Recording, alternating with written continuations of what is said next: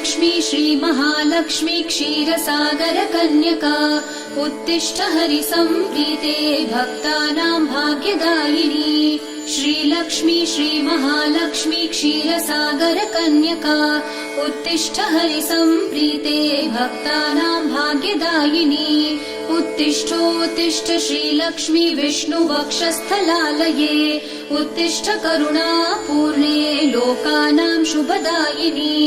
उत्तिष्ठोत्तिष्ठ श्रीलक्ष्मी विष्णुवक्षस्थलालये उत्तिष्ठ करुणापूर्णे लोकानां शुभदायिनी।